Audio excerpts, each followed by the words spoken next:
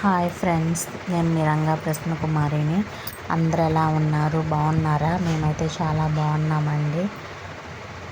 Video చూస్తున్న ప్రతి ఒక్కరూ లైక్ చేయండి. కొత్తగా మన ఛానల్ చూసేవాళ్ళు సబ్స్క్రైబ్ చేసుకోండి, ఓకేనా?